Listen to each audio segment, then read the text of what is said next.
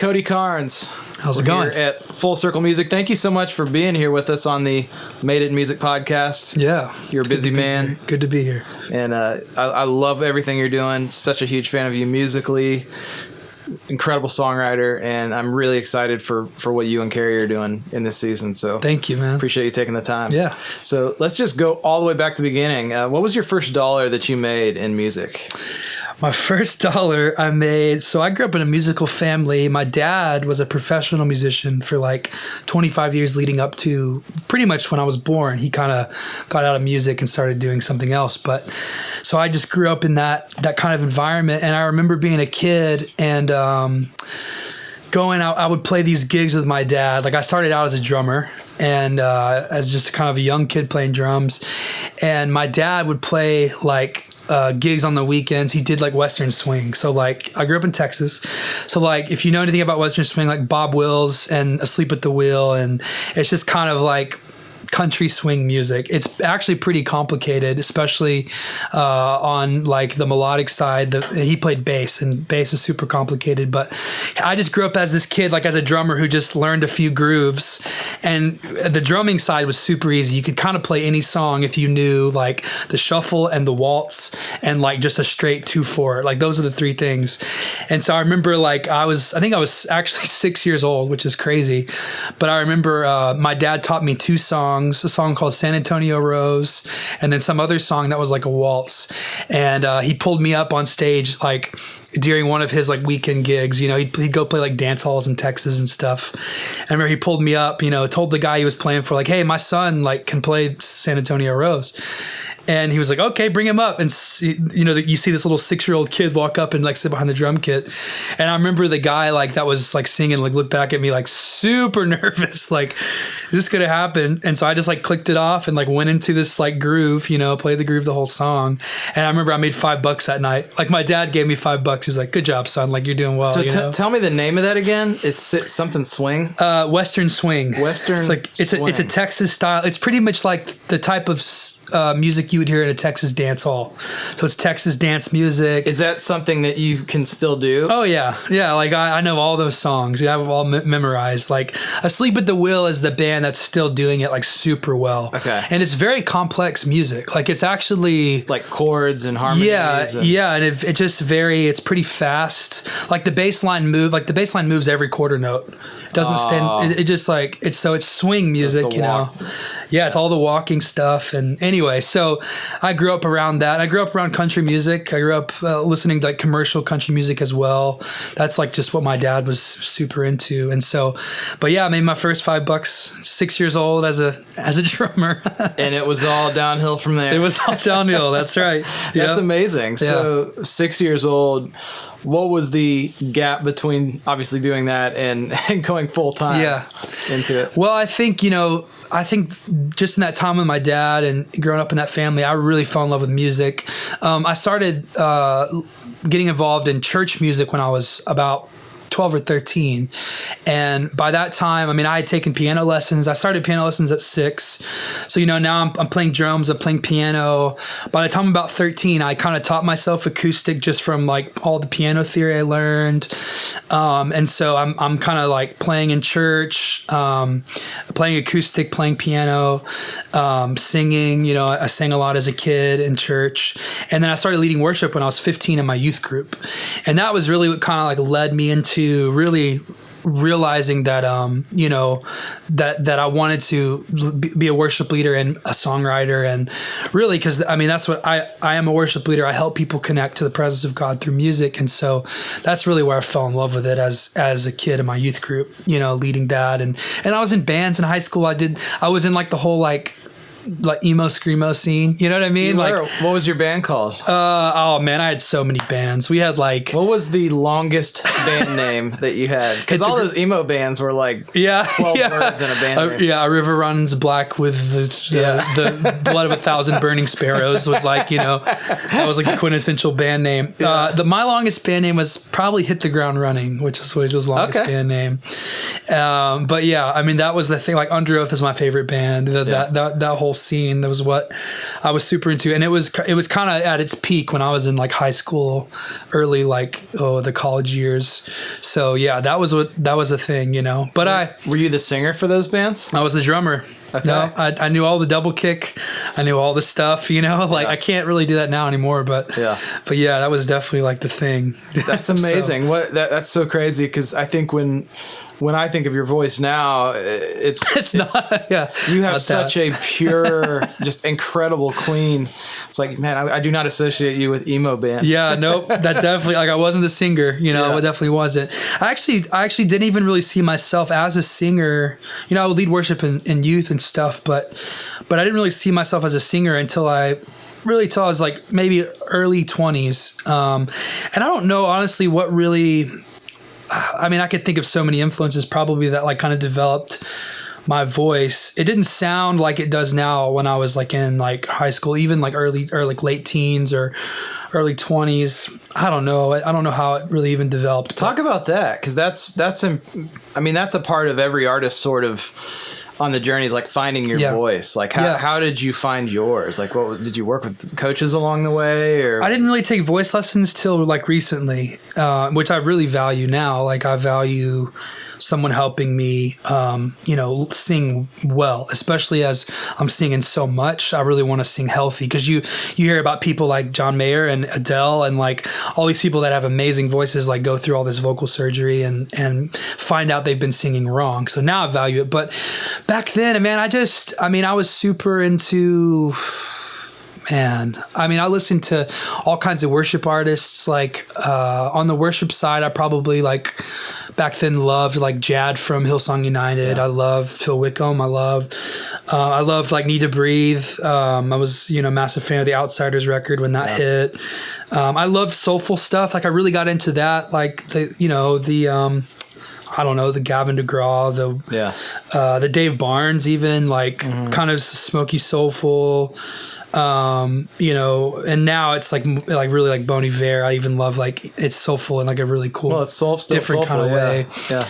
But I think I just fell in love with like soul music. I started playing bass as well when I was about 19, 20, and that really got me into like R&B, soul. Like fell in love with just all that kind of stuff, and so that probably like really kind of influenced it.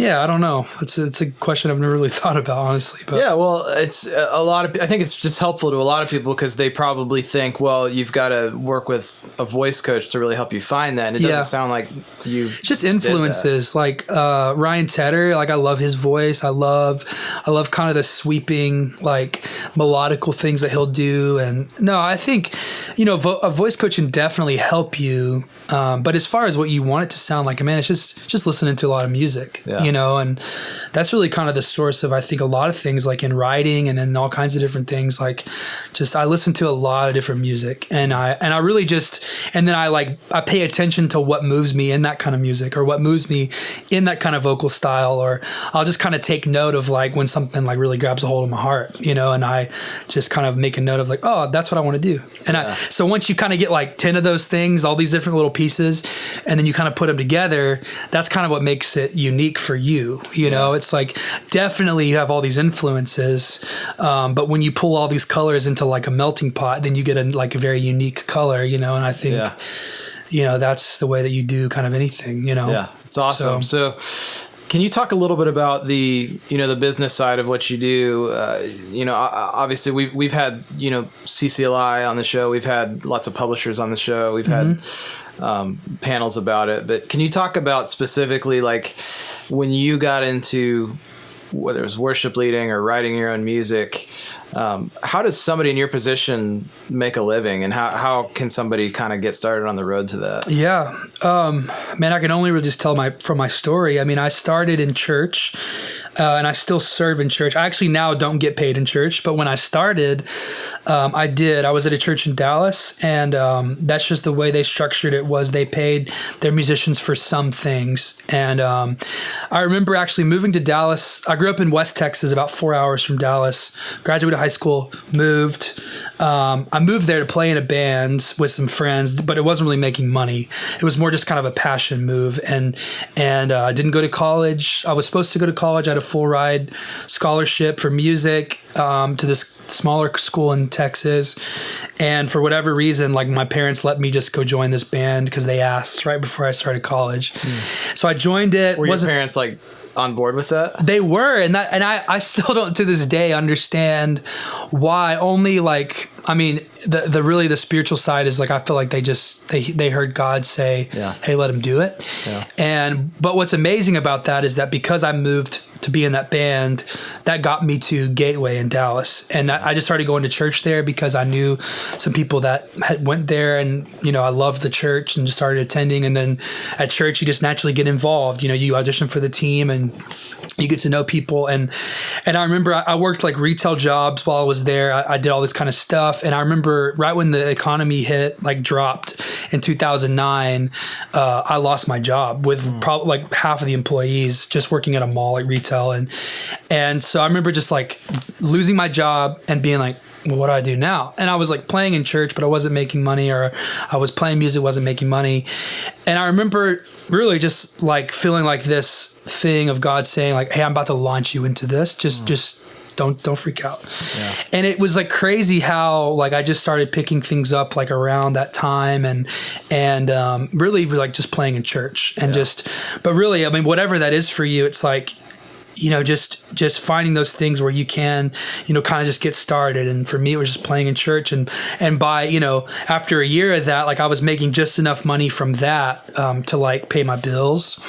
And right around that same time is whenever I met Kari, and at church, that's where she was. And we just ended up like, we led worship together on the team, and we just got scheduled together and stuff. And we led some weekend services together. And then she asked me to be in her band, like beginning of 2011. And that just came from just, I mean, honestly, just kind of being in the right place at the right time. And it was just like me following what I felt like God told me to do, which is just, hey, I want you to be a worship leader. I want you to get involved at Gateway. Was really the only direction that I had. And so it was just kind of being faithful with what God put in front of me at the time.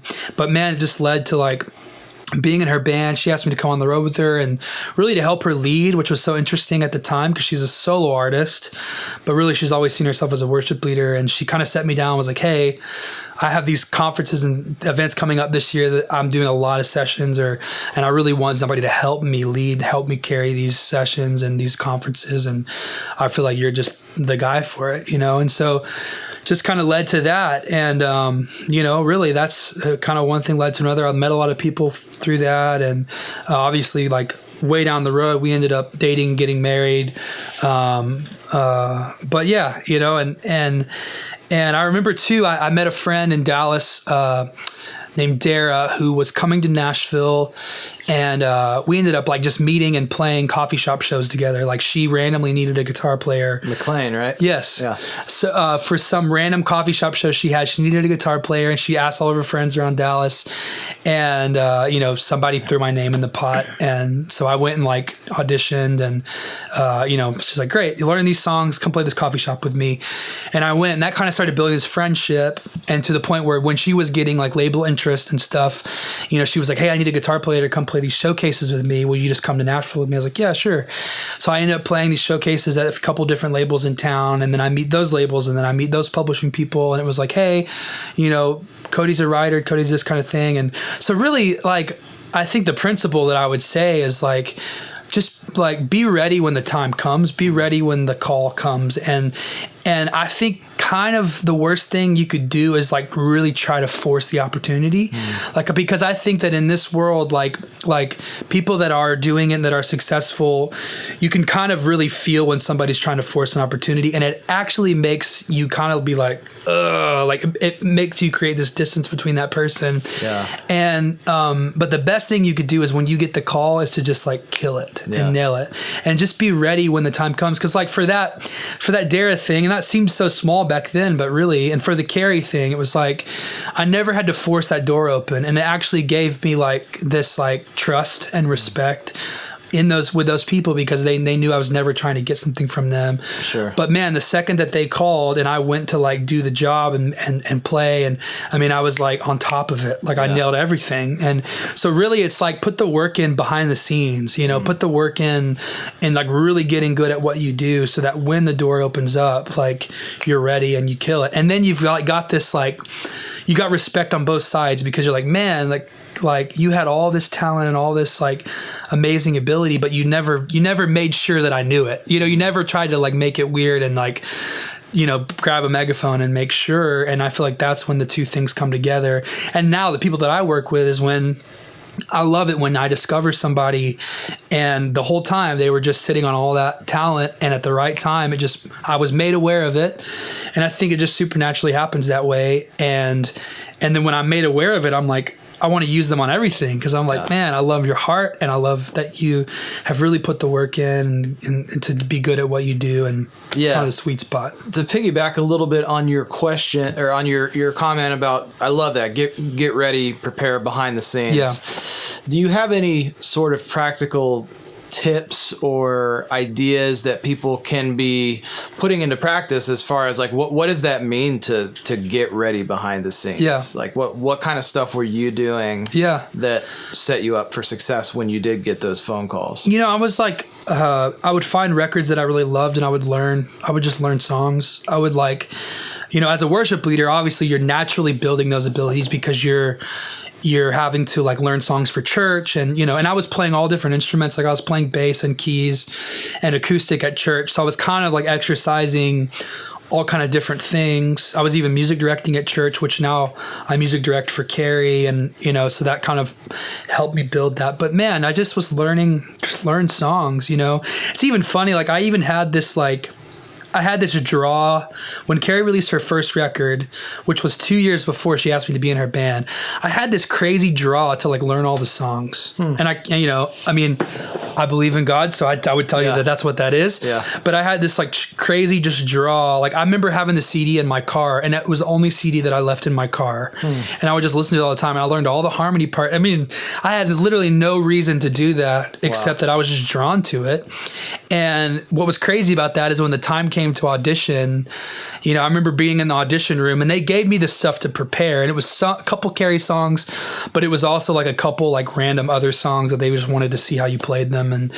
And so I remember when it came time to audition, like I played those songs and then they were like, do you know anything else? And I remember going like, hey, I could honestly play any song off of this record. Like just throw something at me. And I didn't obviously plan that. It just happened. And I remember them throwing a couple songs at me, and I'd like played them on acoustic and like nailed the parts and all this kind of stuff. And so I don't know. I mean, like learn those, just learn whatever your instrument is, like just learn them, like learn those songs, whatever record you're drawn to. Not that you'll ever maybe play with that band, but maybe it's preparing you for a certain style or a certain band that you will play with, or a certain type of music that you will write, you know, who knows. So. I love that. That's a great story. Had no idea. I'm sure she knows that by now, right? She may not. I don't know. I actually don't even know if she knows that. Yeah, but that's incredible. So we'll jump into our full circle 5, some rapid fire questions. First one is, what book or record do you most commonly recommend? Oh man, that's so hard, especially the record. A book that I've read recently that I really loved is The Song Machine. Max Martin. I don't know if you have that. Yeah. Yes, it's the whole Max Martin, Dr. Luke kind of story. Really just a story about like pop music and just kind of how it blew up. And it's funny, the title is a little misleading because it sounds like it's like how to write songs. And it's really just the stories of like how these massive pop songs are written, which is just so inspiring because I think what it shows me is that there's really no like even no formula, and there's really just no like one way that like a massive, very popular song is written, which to me is encouraging because you know you can kind of just discover them in all sorts of ways. And so it's just the stories about all that stuff, the Britney Spears, the Backstreet Boys, the Rihanna, these massive, the Katy Perry, just how those songs and those kind of really movements were like created. So read that one. It's fun. Good. You're definitely not the first person who's brought that one up. Yeah. That's a good one. Yeah. So second question, failure can be actually a great thing, and it's only a great thing if it changes the way that you behave or changes your perspective or gives you some ideas on something. Yeah. that in mind, do you have a favorite failure moment? I'm racking my brain trying to find like this epic failure moment, and I think what my mind automatically goes to, I don't think I have like one of those. I'm sure I do, but I just can't think of it. But what my brain goes is like, I think that like I've failed in the ways where I've tried to kind of like spread myself too thin, and I've tried to master too many things. And recently I've been like discovering, really kind of like recognize what you're good at and find a few things. Like, it doesn't even have to just be one thing, but find like a couple, like 2 or 3 things that you really feel like you're your best at, and just focus on those things. And I think, I grew up in a musical family. Like I said, I grew up learning a lot of instruments. I grew up, really kind of feeling like I could do a lot of things. And there are sometimes I feel like that's a strength, and there are sometimes I feel like it's a little bit of a weakness, because I try to just like master so many things that, you kind of can become mediocre at all of them instead of like really good at some, and so, hone in on maybe that may not speak to everybody, but like if it is you, if you're trying to learn how to like engineer, and you're trying to learn how to produce, and you're trying to learn how to do this, but you're really just good at like writing a song, and you're really even inside that just good at like writing lyrics, like really kind of figure that out. And I think you have more value in the business side of this if someone knows in their mind like, oh yeah, like Cody's really good at that. Like I need somebody that's good at that. I'm gonna like call him, or I'm gonna bring him in, and find those things. And so I've definitely failed trying to be a good electric player. Terrible at it. I can play acoustic all day, and I can play a few different instruments, but I don't know, man. We were just writing a song in there, and you were like shredding in here, doing guitar leads, and it's awesome. So I think there's value in just knowing what you're good at, and like really just being as good as you can at those couple things. That's awesome. So next question. Before you made the leap to go full-time into music, was there anything that was kind of holding you back that you can pinpoint? Man, I think, fear will hold you back, absolutely, because music is such an unknown. The music business is so unknown, man, I think to speak to that, I can only speak from a spiritual side, honestly. It's like every kind of step of my way has really just been like asking God, okay, what's my next step? And then just being like very obedient to just do that. And God works that way, I think. Like, God doesn't always give you like the full like 10-step blueprint, you know what I mean? And he'll give you the vision, and you can see the horizon, but then to accomplish it, it's like, what's just the next thing? And so, man, fear can really try to creep in, and there's all kind of walls that you'll hit, but you really just have to like stick to what's right in front of you, stick to like this thing that's right in front of you, and be really faithful with like where you're at right now, because being faithful to where you are now always leads to the next like open door, always leads to the next place.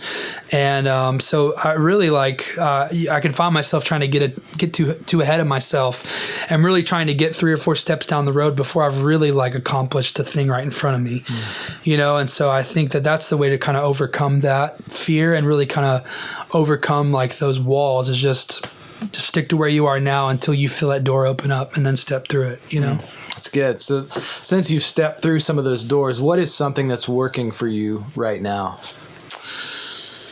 I